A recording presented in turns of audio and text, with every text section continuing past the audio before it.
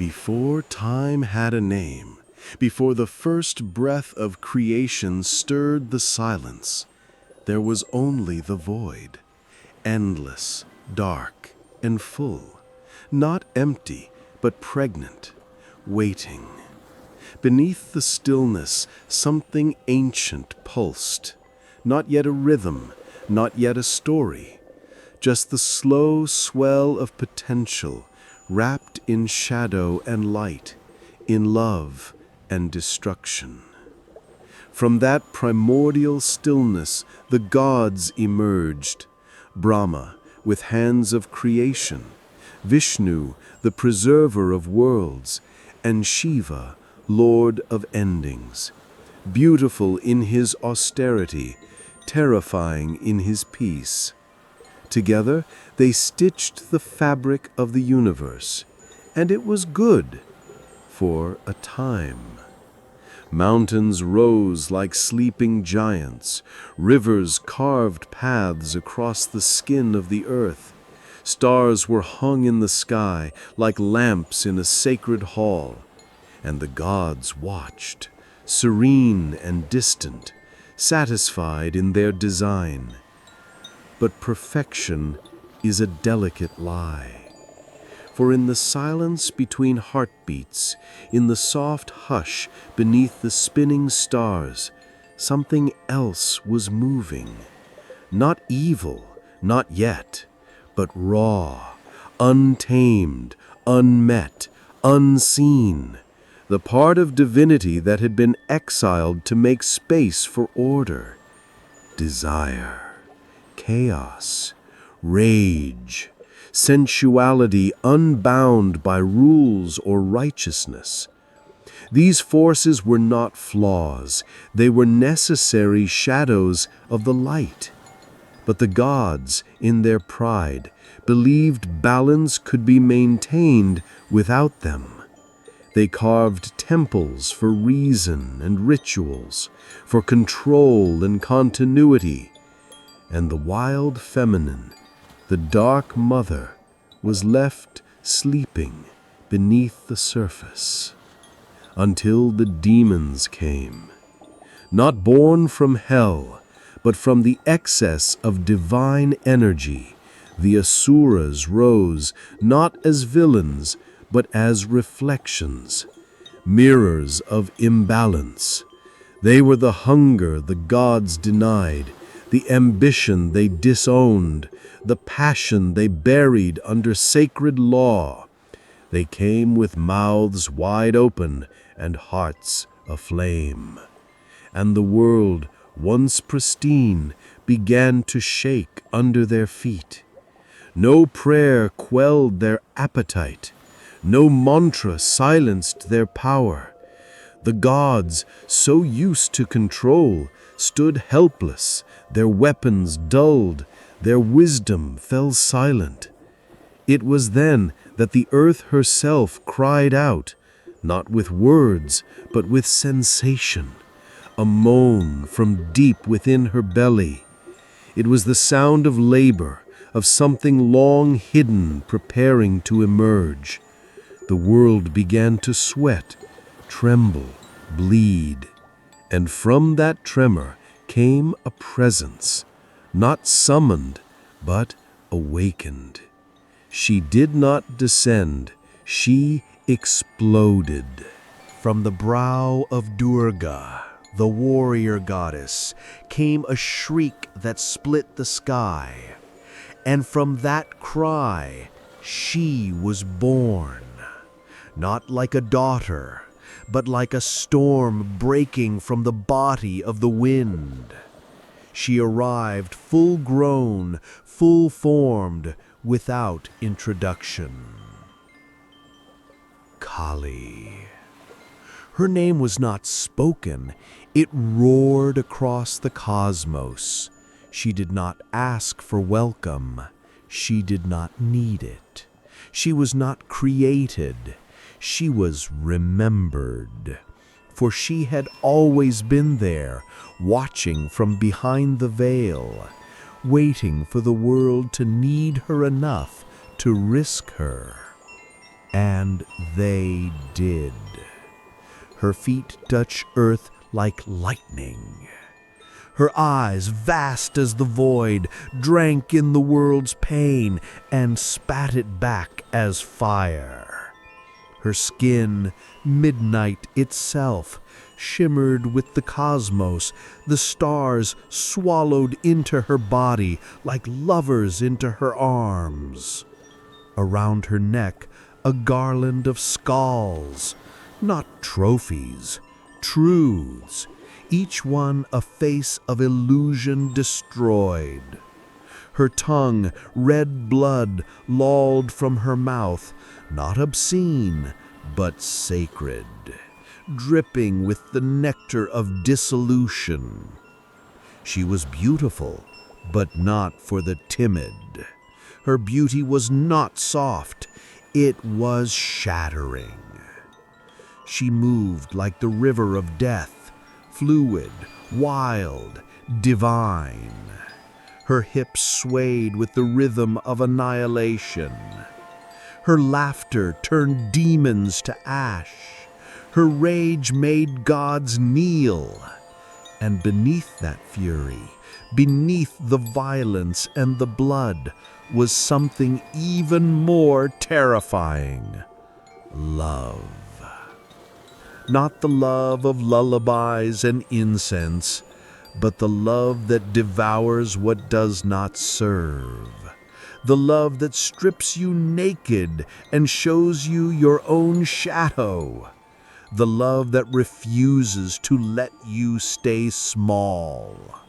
For Kaliyu was not born to punish, she was born to cleanse. She did not destroy for pleasure, she destroyed for truth. And yet, there was pleasure in her destruction, a sacred ecstasy, a sensual joy in the unraveling, in the tearing down of lies, in the seduction of freedom. She danced naked, not with shame, but with sovereignty. Her body spoke the language of endings. Her breasts swayed with creation's echo, and her hands, smeared in blood, offered the most precious gift: release. In her presence there was no hiding.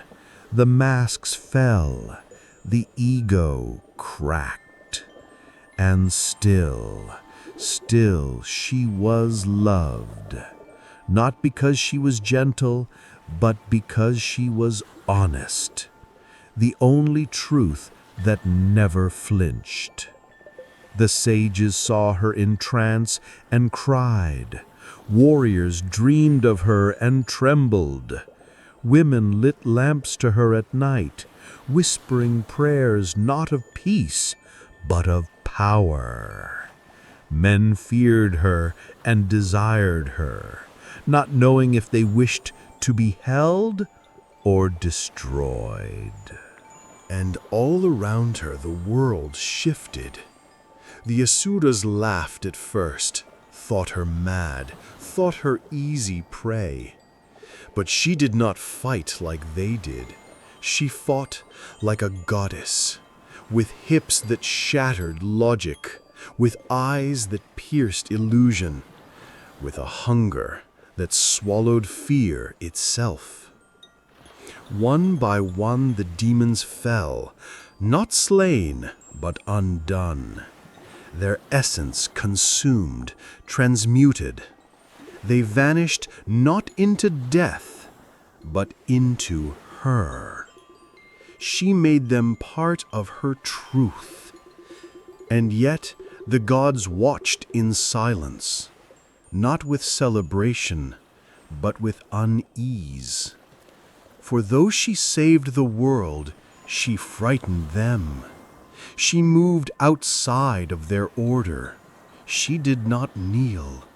She kissed blood from her hands and danced on corpses.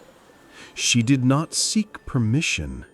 She simply was.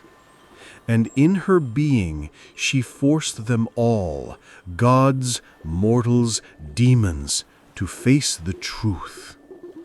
That without darkness there is no light. That without death there is no rebirth. That without the wild woman there is no world. She was not chaos.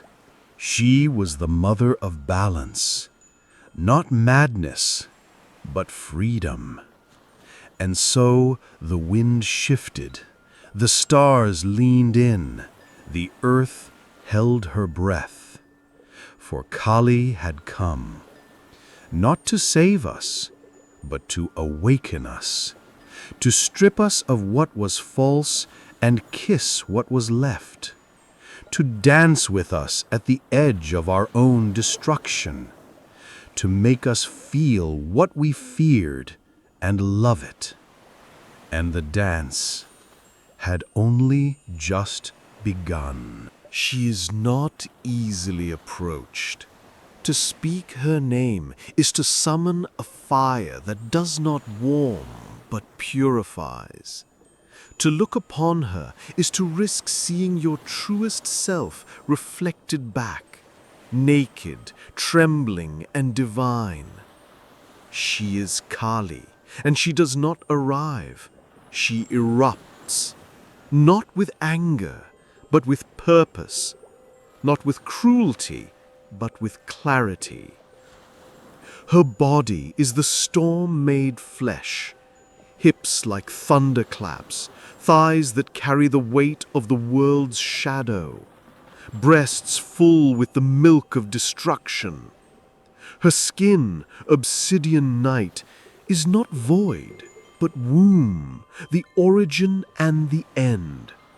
And from her mouth, painted red with the blood of illusions, pours neither poison nor blessing, but the soundless song of the eternal feminine, fierce, free, and utterly fearless.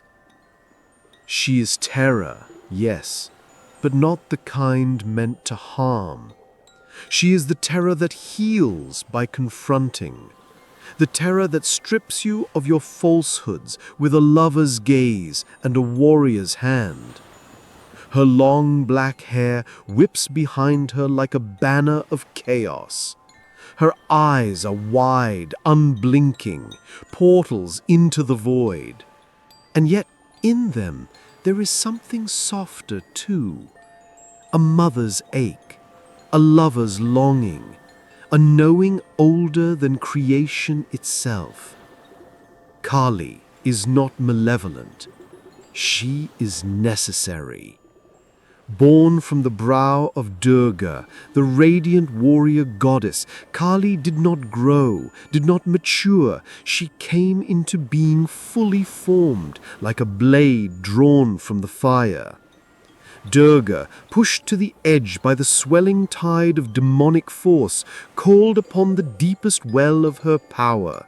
And from that sacred fury, Kali emerged, not as daughter, but as shadow. Durga was strength refined. Kali was strength unleashed.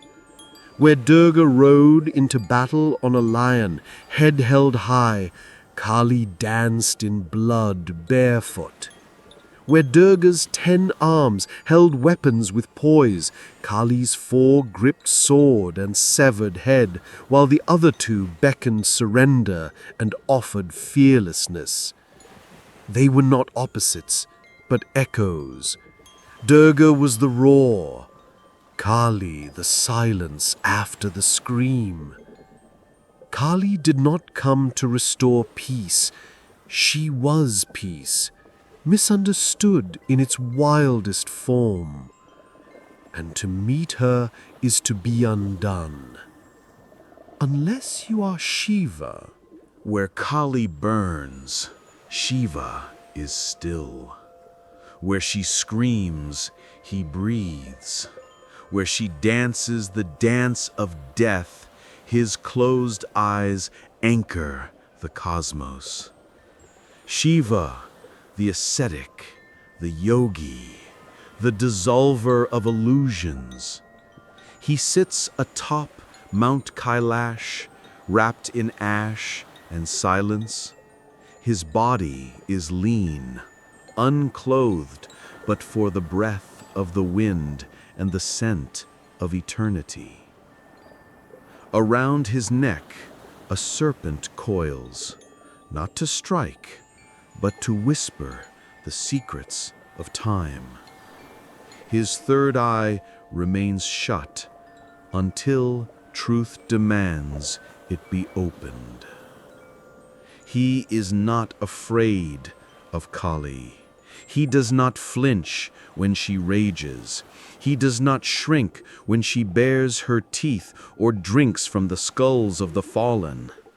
He sees her not as wild, but whole, not as dangerous, but divine.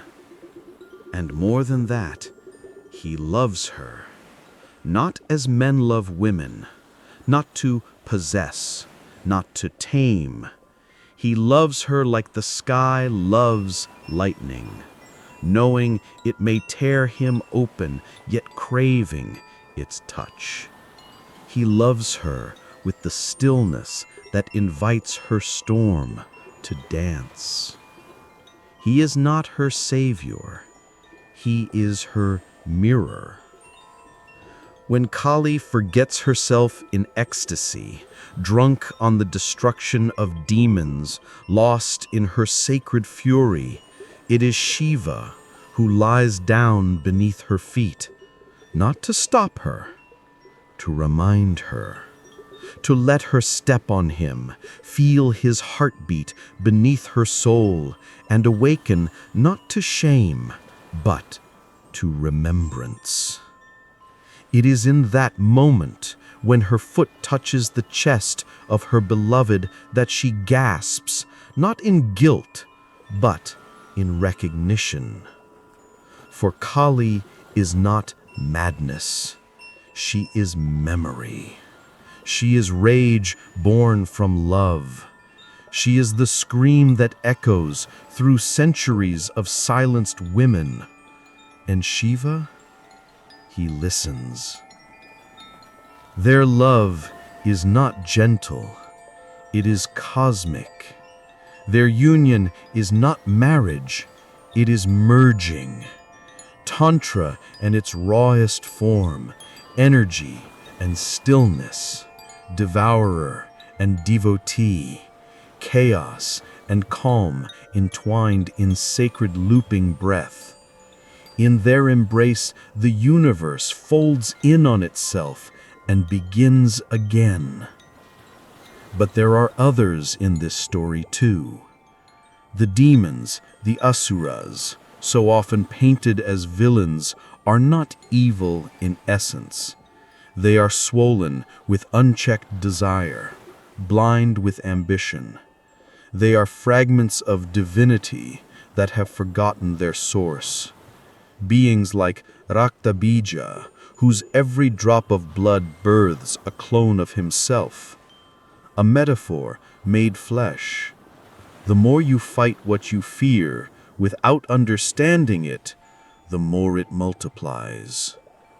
Durga fought him with the precision of a warrior, but it was Kali who understood the lesson.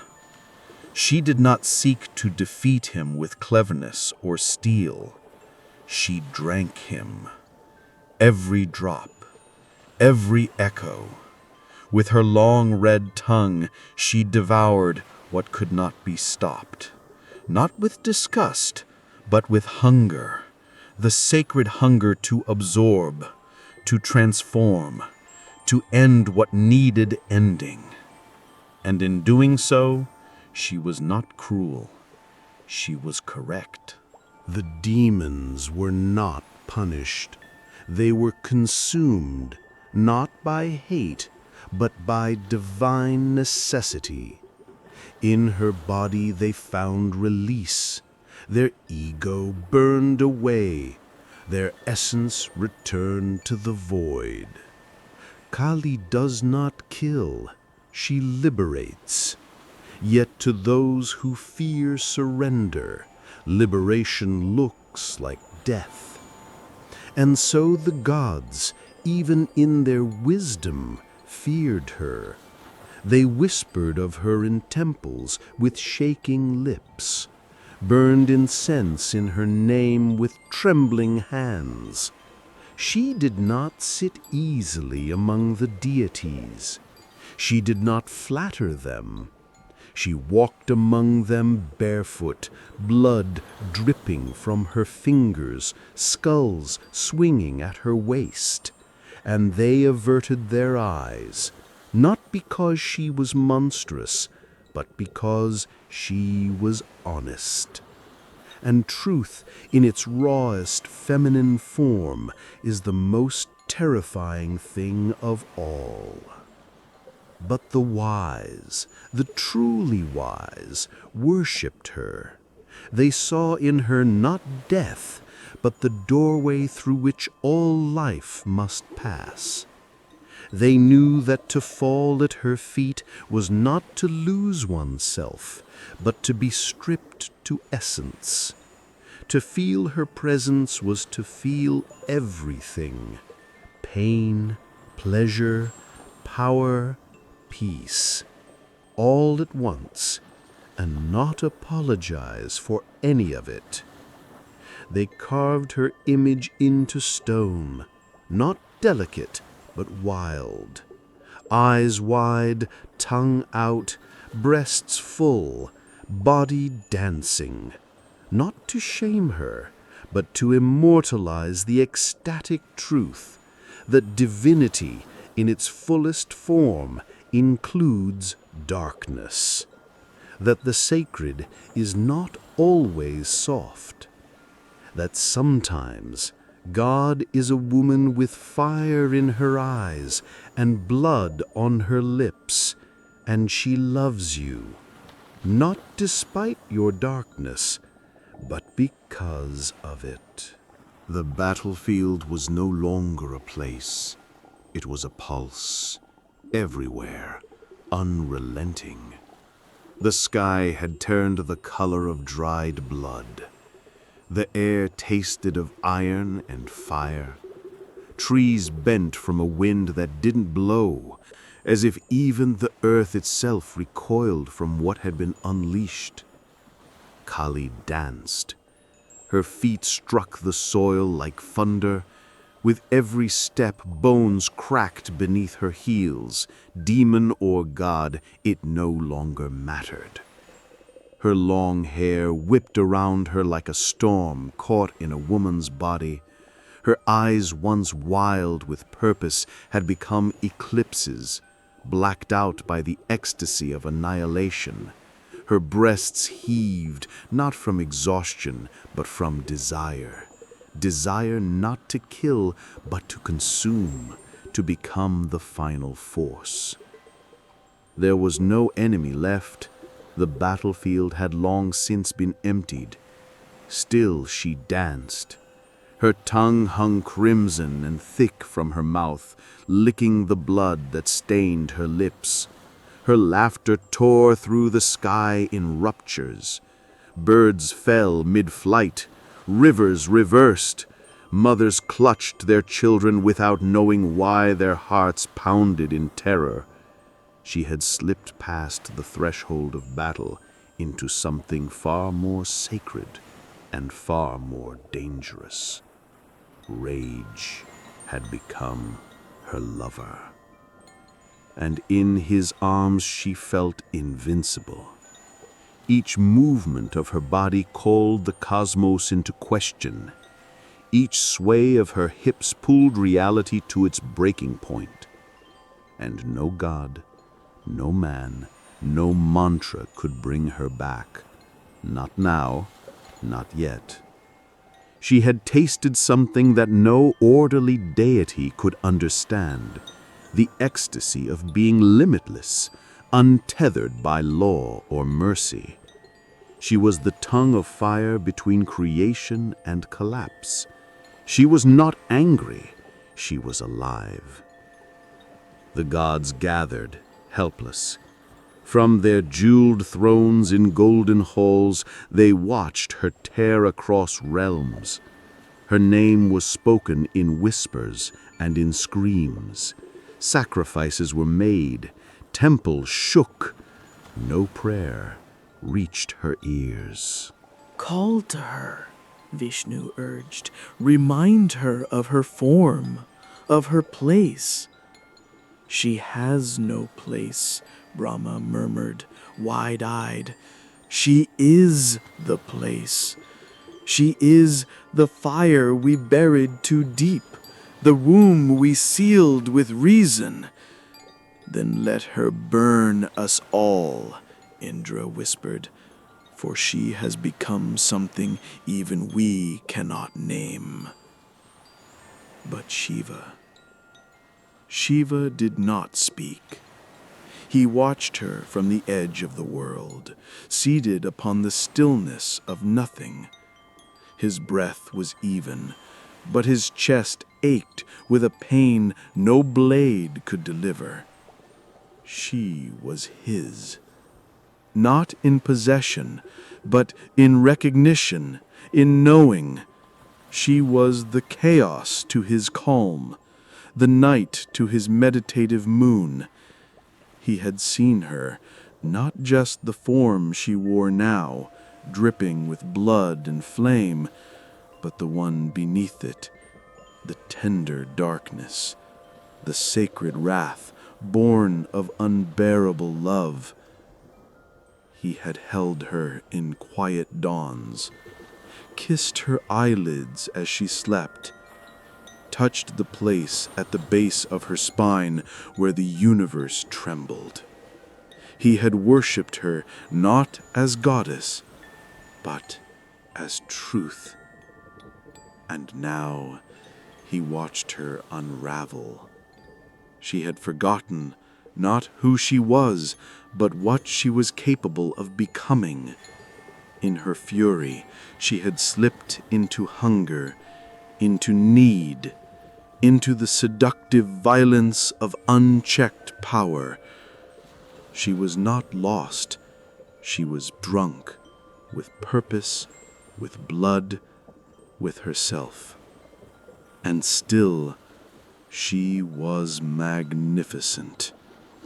She was breath caught in his throat as he watched her spin, hips slick with sweat, lips parted, eyes aflame.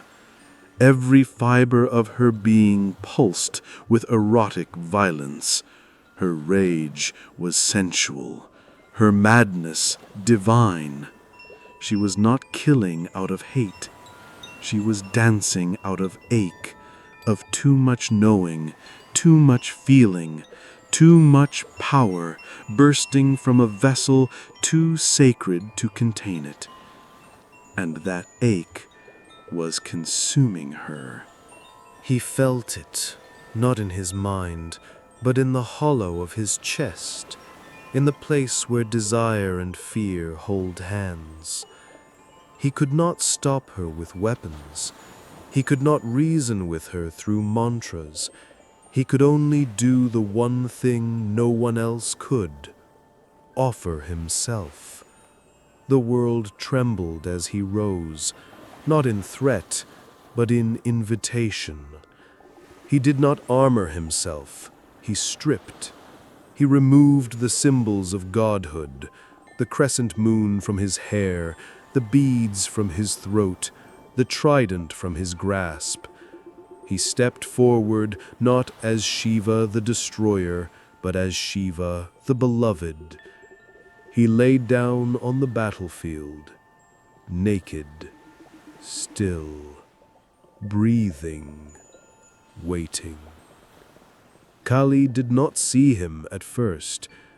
She danced faster now, her body a blur of shadow and flesh, her hands stained, her breath ragged, a whirling holy storm, until her foot struck something not bone, not soil, not demon. Warmth. She froze. Beneath her foot she felt skin, chest, a heartbeat. She looked down, and there he was, eyes closed, lips parted, offering not resistance, but surrender. Shiva. Her foot pressed into his chest, and her own heart surged once, then again, harder. A tremble passed through her thighs, her tongue retracted, her breath caught. In that single touch, a memory, not of war, but of love, not of blood, but of union, not of rage, but of longing. Her eyes widened, the world slowed, the air thickened. She fell to her knees. Her body shivered, not from cold, but from the sudden return of self. She looked at her hands, red, trembling, holy. She pressed them to her mouth.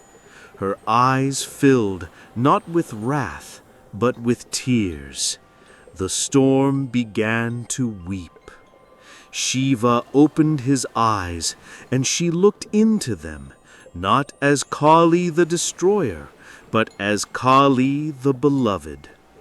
In his gaze she saw not fear, not judgment, but invitation to return, to rest, to remember.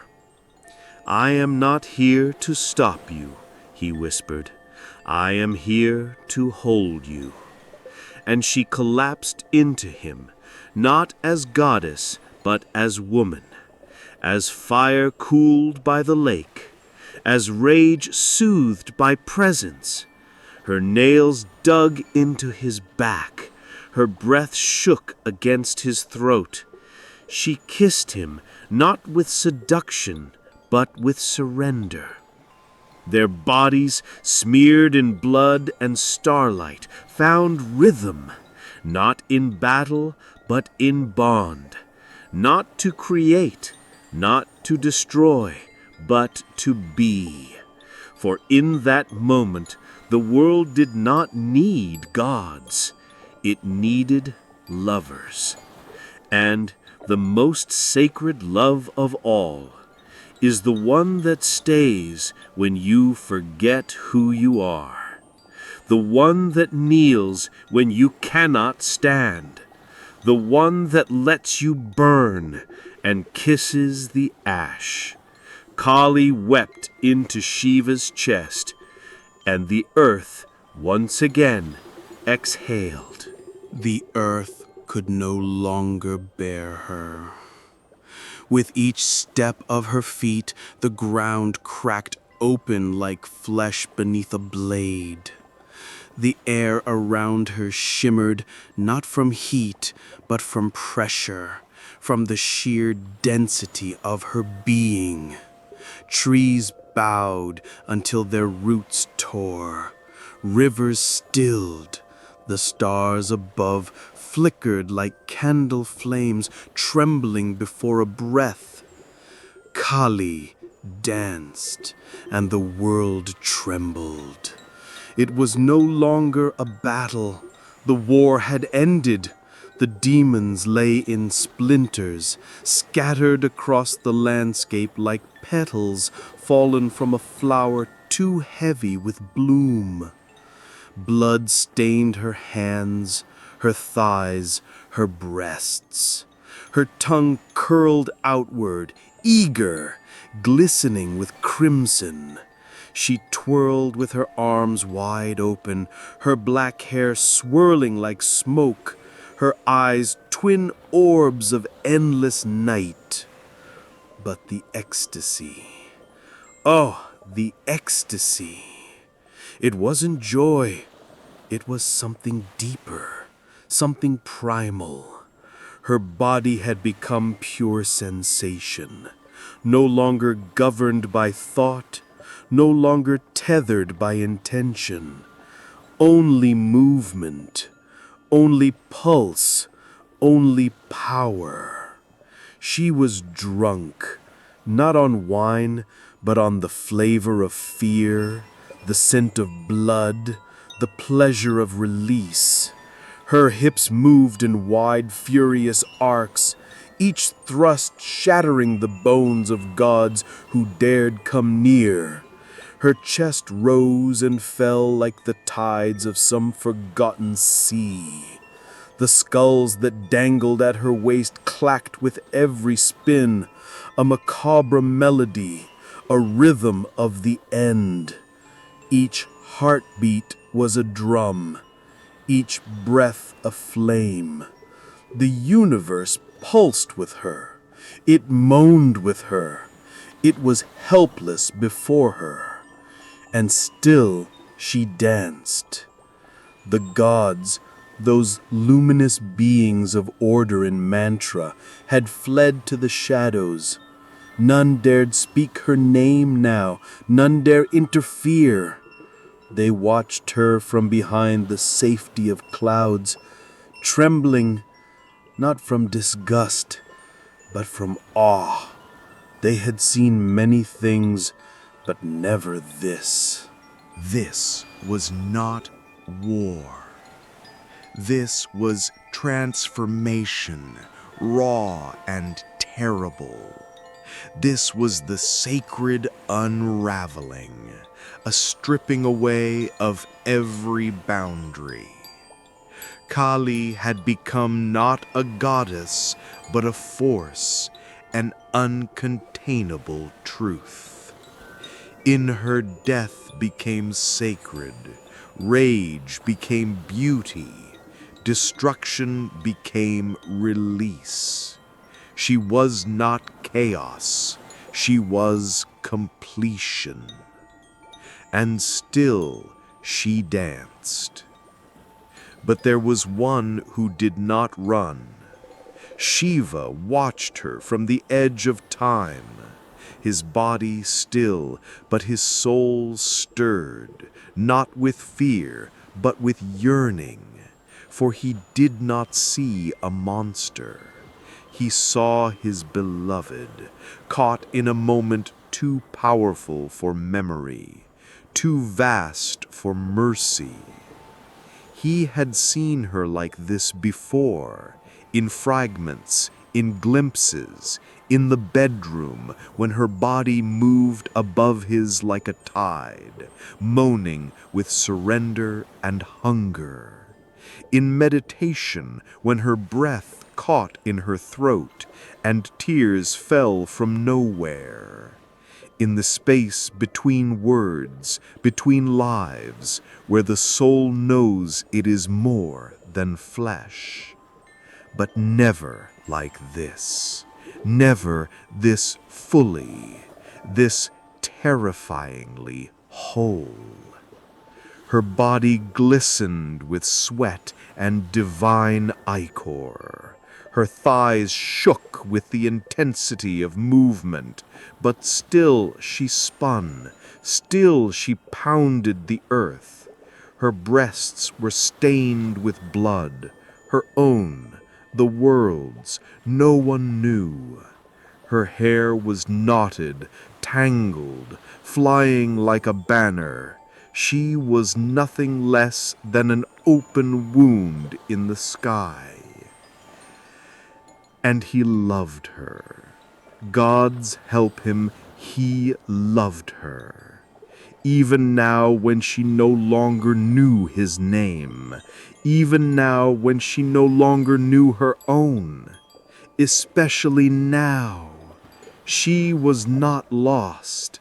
She was awake in a way no one dared be, in a way no one else could survive. He understood what the others did not. She was not destroying the world. She was revealing it, peeling it open, ripping it raw, showing them all what it meant to face the truth uncloaked. But she would not return on her own, not because she couldn't, but because she was too deep, too far, drunk on the beauty of her own chaos, captivated by the pleasure of being unbound. So he offered what no one else could, what no one else dared, himself. Shiva stepped onto the battlefield without fanfare, without weapon, not as God, not as Lord, as lover, as presence, as stillness, naked, unadorned, utterly surrendered. And he lay down, right in her path. He closed his eyes, not to block her image, but to feel her, not to protect himself, but to become her ground, her moment of pause, her turning point. The earth sighed beneath him, the sky dimmed, the wind dared not move, and she came, spinning, growling, dripping with blood, laughing with madness. She did not see him at first. Her vision was filled with flame, with frenzy. Her mind was gone, gone into pulse, into beat, into the sacred spiral of rage and release. Her foot rose, caked in ash, soaked in blood, glowing with divine heat, and it fell onto him, onto Shiva, onto the chest that had once held her in sleep, onto the heart that beat only for her, onto the breath that had whispered her name into the void. The moment of contact shattered the universe. She felt it first, not the touch, but the recognition. A throb traveled up her leg, through her womb, into her chest. Her body locked, her eyes flew wide open. And there he was, beneath her, eyes closed, mouth soft, still. Shiva. The ecstasy vanished, the frenzy evaporated. Her breath caught in her throat like a sob. Her foot trembled on his chest, not because of shame, not because of guilt, because of love. Pure, terrible, uncompromising. And in that instant she remembered who she was, who he was, who they had always been. She stepped back, eyes wide, mouth open, her tongue retracted. Her body, still heaving, began to slow. The blood on her skin turned to tears. Her hands, once clenched, opened like lotus petals. And then she fell, down to her knees beside him. Her fingers searched for his, trembling, her head bowed, not in surrender, but in reverence. He opened his eyes, met hers. And in the silence between them, the world was reborn. She crawled into his arms like a storm returning to the ocean. He held her without words. Her breath sobbed against his throat. Her body ached from the violence of awakening. There was no battle anymore, no gods watching, no demons left. Only them, lover and beloved, storm and stone, rage and refuge. Kali, Shiva, together, and the universe witnessing the reunion of its wildest flame and its deepest stillness, pulsed anew. The storm had passed, but not in the way storms usually died, broken, emptied, resigned. No, this one settled into stillness like a wave folding itself back into the ocean, like flame curling inward, glowing rather than extinguished. The battlefield, once soaked in blood and torn with violence, now breathed a strange and sacred calm. The sky hung lower, heavier with memory. The ground pulsed as if remembering each of her footsteps. Kali lay in Shiva's arms. Her skin, still warm with fire, shimmered faintly. Her chest rose and fell slowly, like the earth exhaling for the first time in an age. Blood dried on her skin, flaking away like the petals of a dying lotus. Her hair, matted with sweat and ash, tangled in his fingers as he held her, not tightly, gently, reverently. She had not been conquered. She had not been stopped. She had returned, but not to what she was, to what she had always been, now awakened, now complete. There was a new gravity in her silence, a different kind of power in the softness of her limbs, in the curve of her spine against his chest. Not the frenzy of annihilation, but the seduction of surrender. The deep, trembling surrender of one who has touched the edge of herself and chosen not to fall. Shiva knew better than to speak.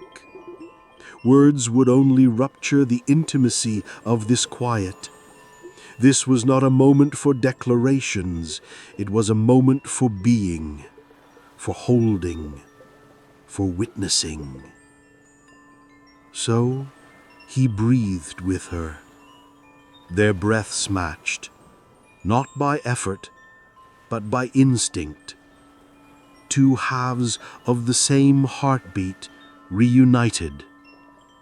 The fire and the ash, the lightning and the sky, the destruction and the stillness that follows. Kali shifted in his arms. Her body, once coiled tight with divine rage, moved now with languid ease. Her fingers grazed his jaw. Her lips, no longer crimson with blood, brushed his neck. Not to seduce, not to stake claim, but to remember, to say, I am here, I have come back. He kissed her shoulder, a soft press of mouth to skin. She shivered, not from fear, from feeling. Around them, the world held its breath. The gods emerged slowly, cautiously, no longer arrogant, no longer adorned in their usual pride. They did not descend with judgment or celebration. They came with awe, with trembling, with a reverence they had never felt before. They saw Kali not as the wild destroyer, but as the woman who had held the universe in her rage and returned it with her tears. They saw her not as threat, but as threshold. Durga, radiant as ever, stepped forward. The mother of strength looked into her own shadow and smiled. Not with relief, but with recognition. She knew what the others had yet to grasp. Kali was not a mistake. She was the piece that had always been missing, not chaos, wholeness. Durga nodded. Kali's lips curved just barely. The space between them held more than 1,000 words. The sky brightened, but not with blinding light, A softer dawn spread across the heavens, rose gold like the inside of a lover's palm. The air, once thick with the scent of iron and flame, carried now a new perfume, something musky, floral, earthy, life freshly touched by death, creation kissed by its own edge. The balance had been restored, but it was not the same balance. No longer the illusion of order imposed by fear, no longer the brittle peace of denial. This was something richer, deeper, born from rupture, birthed in blood and breath and surrender. The world would remember this, not just in chants or scriptures, but in its bones, in the way rivers now curved more slowly, in how the wind paused before crossing the mountains, in how women would one day dance barefoot in the dark, laughing without shame, in how men would sometimes dream of a goddess who touched their hearts with burning hands and left them weeping with gratitude. Even the stars, those cold watchers of the heavens, twinkled with something warmer now, as if they too had witnessed something holy. Kali stood. Shiva followed, rising behind her like the horizon behind the moon. He did not try to lead her. He did not step ahead. He walked beside her, his hand brushing hers, his gaze steady. She walked barefoot across the battlefield, her blood-slicked footprints drying into petals where they fell. The skulls still swung at her hips, but now they clinked like prayer beads. Her tongue, once lolling in ecstasy, now rested behind a faint smile. Her eyes, those endless wells, gleamed not with fury, but with depth. She did not apologize. She did not explain. She simply was. And in her being, there was peace. A peace that did not flinch from pain. A peace that had danced in death's embrace and returned with wisdom in her hips and mercy in her breath. She had not been tamed. She had been met, not by force, not by command, by love. Fierce, unflinching love. Shiva reached for her hand. She let him take it, their fingers laced like vines, slow and certain, and the world turned again. The cycle resumed, but slower now, more honest. Children born after that moment would cry with voices slightly deeper, slightly wilder. The rains would fall with more rhythm.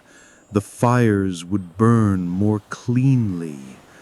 And in quiet temples, carved from stone and shadow, devotees would gather, not to beg for peace, but to offer their chaos, to lay down shame and rage and ache at her feet, whispering her name not with fear, but with longing.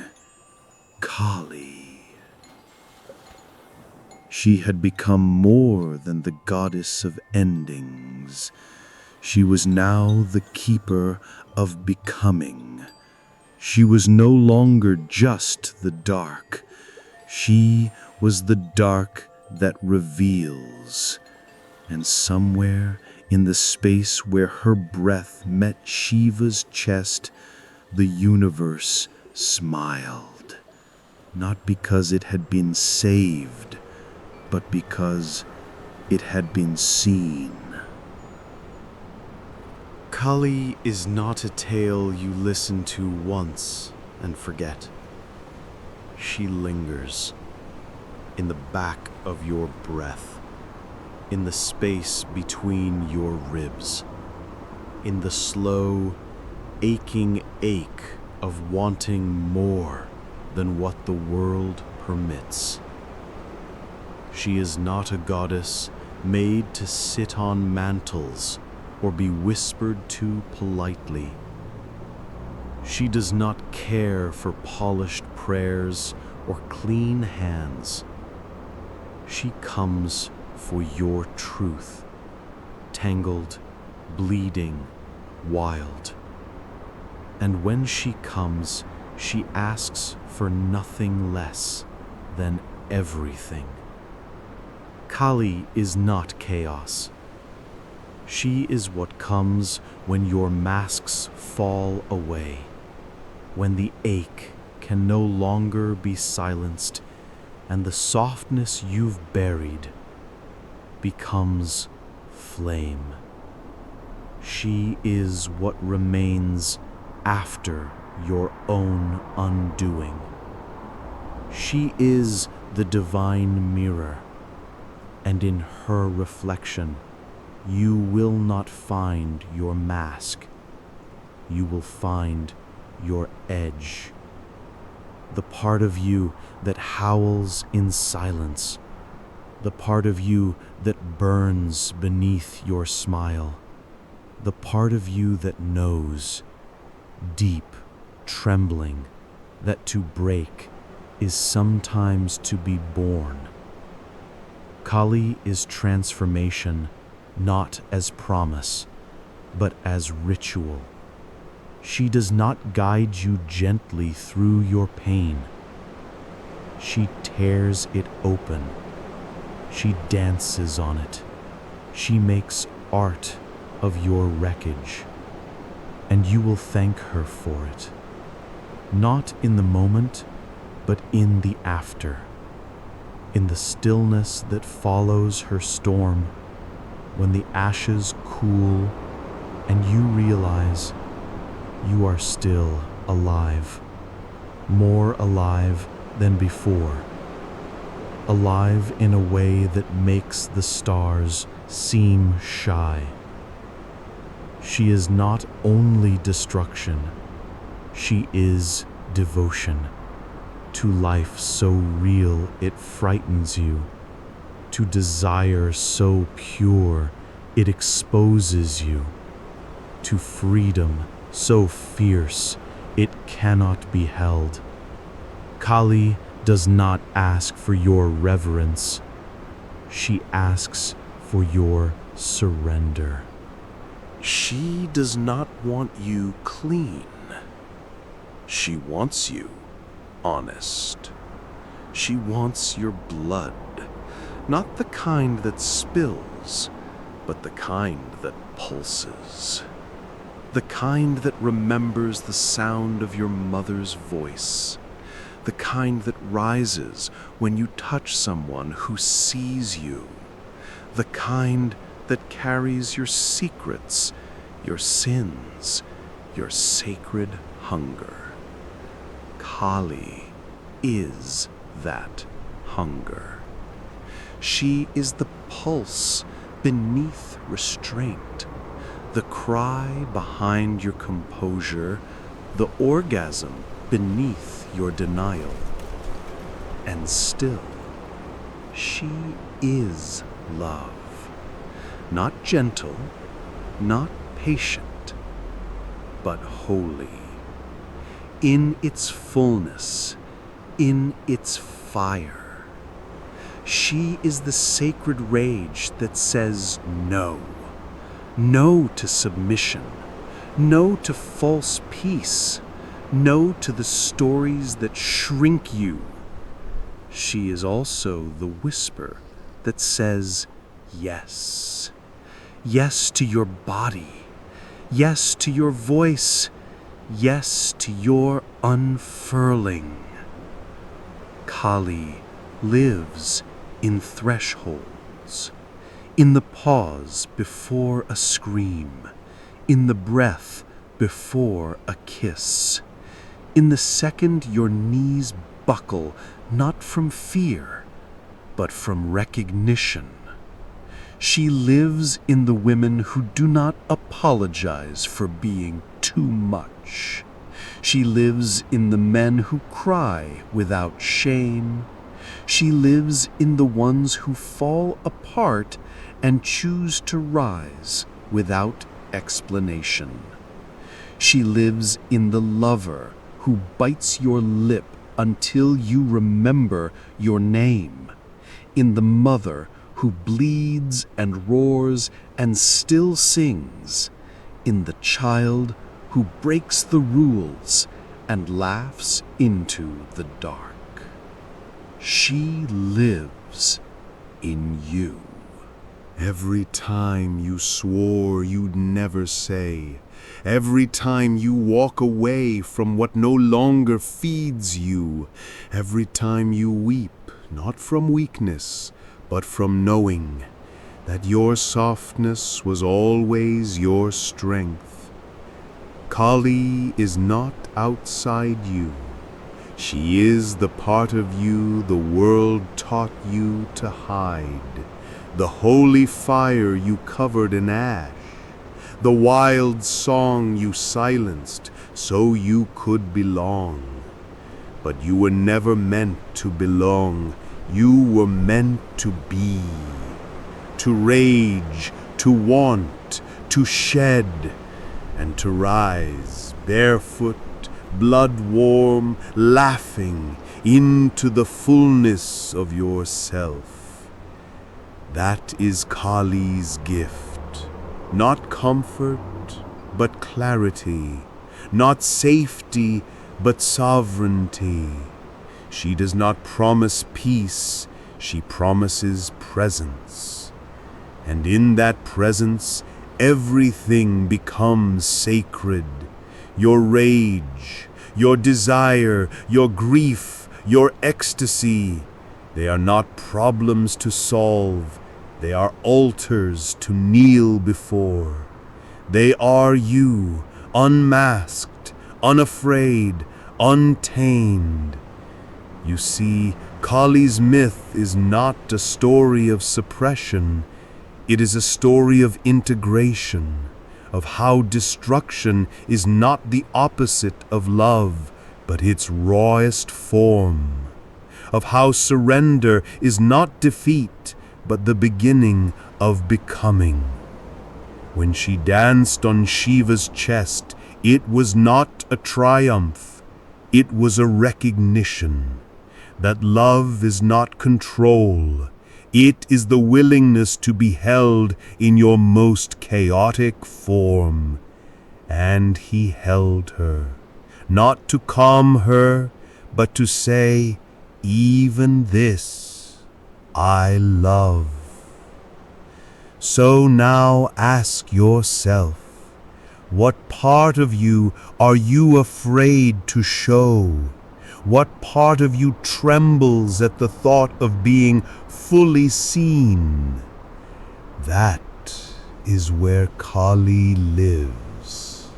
In the holy gasp between shame and revelation, in the way your voice shakes when you speak the truth, in the ache in your spine when you stop pretending you're not tired of being small.